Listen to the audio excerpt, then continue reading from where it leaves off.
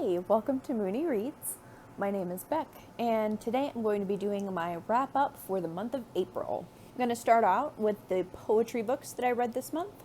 April is National Poetry Month, so I made it a goal to read a number of poetry books. The first one of those that I read was How Poetry Can Change Your Heart by Andrea Gibson and Megan Falley.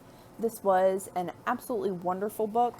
Some of it was poetry and some of it wasn't. It was really not necessarily how to read poetry, there was a little bit of that, but it was also about how to create and appreciate poetry or different ways that it could hit you. I absolutely adored this book, and it definitely shaped the way that I saw some of the other books that I read. So it was really phenomenal, and I would highly recommend reading this book. If you like poetry a lot, or if you aren't really sure how to get into poetry, I think this could also be a good gateway into that. The next poetry book that I read was Take Me With You by Andrea Gibson. I loved this book. This is basically a series of quotes from some of Andrea's other works, and it's all sort of separated by theme. The first section is on love, the second is on the world, and the third is on becoming. There are so many beautiful, beautiful quotes throughout the book. Most of these poetry books you'll see are pretty post-it noted up. But I really love this. I have said a number of times I adore Andrea Gibson, so having little snippets is really wonderful, especially because, they're powerful in section and in their context, but they also have their own voice out of context. And this is actually something that I would consider taking with me and using for grounding purposes and things like that. The next poetry book that I read was If Not Winter, Fragments of Sappho. This was really wonderful. I intentionally picked this translation by Anne Carson. There are lots of valid translations, but this one is from the little bit of research that I did, the most realistic, and her usage of space really adds to the experience of reading this. Now, obviously, there were some of these that were pretty incomplete and you couldn't get very much from it, but there were also a number of them that even in their incompleted state meant a whole lot, and I felt a lot of things from. And I think, again, reading How Poetry Can Change Your Heart really impacted my experience reading If Not Winter, because just the idea of it being incomplete just added so much, and that might have been something that I would have thought of beforehand, but I think How Poetry Can Change Your Heart really enhanced kind of that aspect of thinking for me. It kind of had me in the headspace of thinking metaphorically and maybe thinking with my heart a little bit, if that makes sense, sort of while you're reading poetry. Regardless, I really adored this. I definitely see the pull of Sappho, and it makes me want to get other translations too, just to kind of compare. The next book of poetry that I read this month is Homie by Danez Smith. I still think that Don't Call Us Dead is the best poetry book that I've read this year, but Homie was also really wonderful. I love that it talked about friendship. It's a queer book, so kind of the found family thing, but you still have lots of other themes that Danez Smith talks about in their other work, talking about race, queer identity, and being HIV positive. In general, it was really impactful. There's a lot of emotional poetry in this work. The next book of poetry that I'm going to be talking about is How to Cure a Ghost. This was a phenomenal set of poetry. Honestly, none of the poetry that I read this month was bad, but I really enjoyed this. In this, she talks about family, she talks about relationships, race, and trauma, both societal and personal. It was really impactful to me, and the illustrations that go alongside it also added to it. The illustrations are in the same style as the cover art, kind of periodically through there, so I really enjoyed that as well. And next I'm going to actually talk about two poetry books. First, I read Stanyon Street and Other Sorrows by McKuen, and then reread Listen to the Warm, also by McKuen. I originally got Listen to the Warm on my trip to San Francisco several years ago.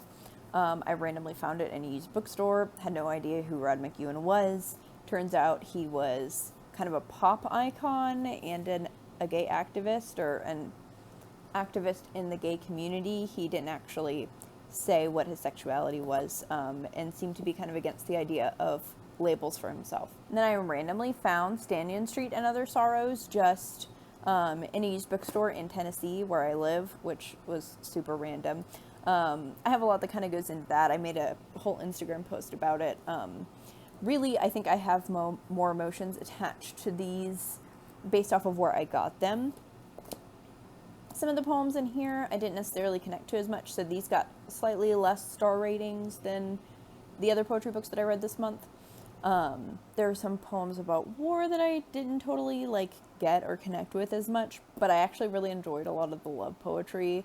A lot of it is also not gendered, which is really nice. But I actually connected with pieces of it in a really strange way too.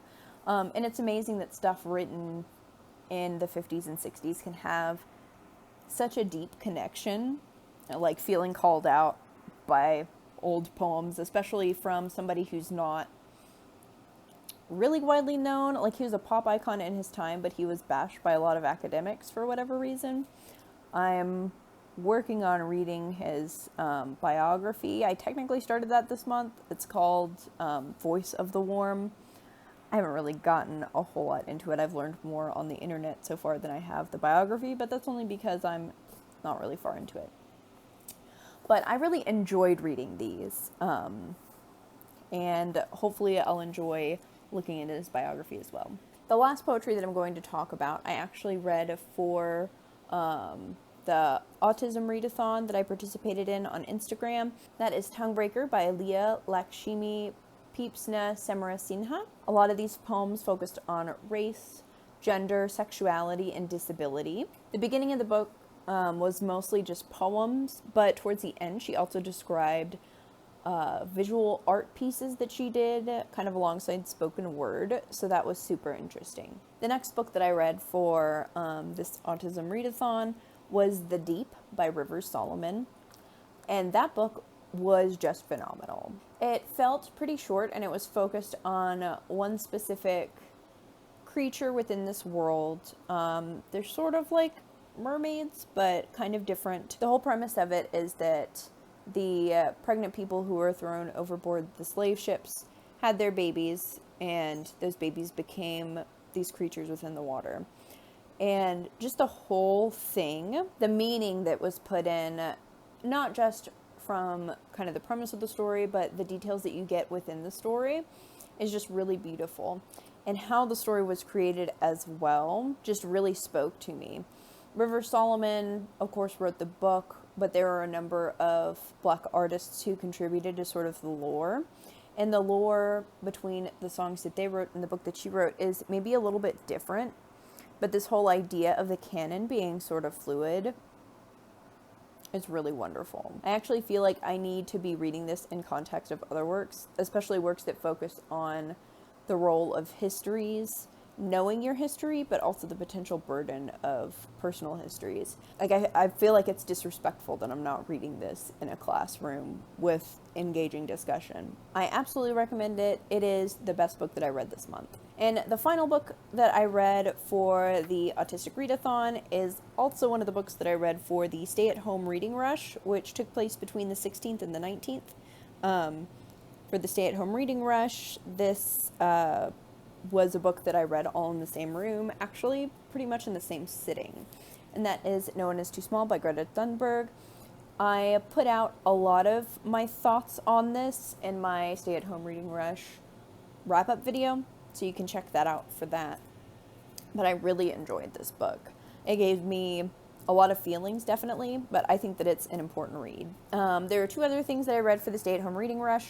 One was a piece of Harry Potter fan fiction that I'm rereading, and again, you can watch my wrap-up to learn more about that. And then the final book that I read for the Stay-at-Home Reading Rush was Nevada by Imogen Binnie. I really enjoyed this book. It is definitely not for everybody. It's very character-focused, and the way that it's written is a little bit funky. It definitely gives me Catcher the Rye vibes. You can see more of what I mean kind of in that wrap-up. But I definitely enjoyed reading this. The next book that I'll talk about, since we've got Nevada with trans punk vibes, Next, I will talk about Lara Jane Grace's Memoir. And this is actually the first book that I read this month that wasn't poetry. But even though it's not poetry, it's definitely connected because Lara Jane Grace is a songwriter. And I was listening to a lot of Against Me when I read this. I also listened to a lot of Against Me when I read Nevada because it definitely fit those vibes. I really loved this memoir. It's very raw, and she's very open about kind of the fact that she was the asshole in a lot of these situations. Not in every situation, but she was very open about kind of where she went wrong. And there are also a lot of details about her struggle with substance use and different things like that. I really enjoyed this book, and it gave me an additional layer of appreciation for her music as well. Next, I'm going to talk about the graphic novels that I read this month. The first graphic novel that I read was Heartstopper, which was so good. I'm literally obsessed. I don't have the physical copy with me because I had to kind of temporarily move-ish in the middle of the month. But I read the first book, and then I read everything else that was available online, since you can read the whole thing online. And then after I did that, I ordered the other two books in physical copy, along with Radio Silence, which is also by Alice Oseman and goes into one of the other characters that's friends with the main characters in Heartstoppers. This is absolutely everything that I could have hoped for and dreamed for in a gay, fluffy graphic novel. Don't get me wrong, I love the stuff that I've already read, but this is just over the top. It had my entire heart. It gave me the same gushy, warm, wonderful feelings that well-written fan fiction of my favorite ship gives me, which is really hard to achieve when I don't already have the connection with the characters. It is absolutely excellent, and if you haven't already, even if you have the books, and I recommend that you buy them and support the author, but check out the online comics because she puts in these little alternative universe comics sometimes, and they just get me. The Flower Shop AU is top tier. Please read Heartstopper because it is, I talked about The Deep being the best book of the month, and I absolutely agree. It's like the best fiction novel, but looking in terms of what made me like the most emotionally attached was definitely Heartstopper. After I read Heartstopper, I read Snot Girl Volume 1, which I was not really impressed with. Snot Girl basically focuses around fashion bloggers. There's kind of a mystery or potentially supernatural element to it. I could see the premise becoming interesting maybe, but I wasn't really attached to the characters, and I know they're not supposed to be likable. But none of the story really got me enough. I'm still going to try to read the second volume at some point, so I'm going to give it like a full chance, but the first volume by itself didn't really send me. The next graphic novel that I read was The Deep and Dark Blue.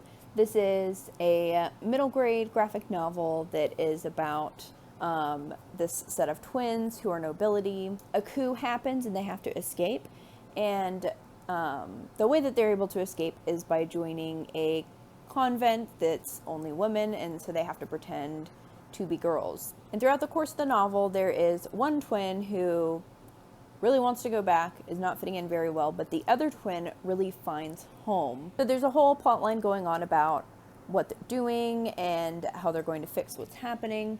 You also get to know more about the world and the kind of religion/magic that's happening. And I would call it almost a coming out story. There is definitely a coming out. I would say there's maybe an element of coming out to oneself. There wasn't necessarily a struggle because she just kind of fit in. The thing that was beautiful about this book is that it didn't focus on the negative things. It kind of saw trans identity as what fits you rather than what doesn't fit you.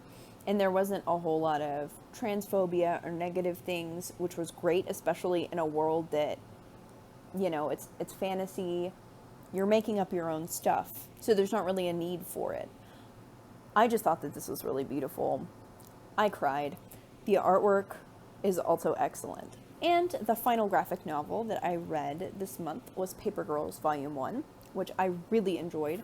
I liked the artwork, I liked the storyline, it was super interesting.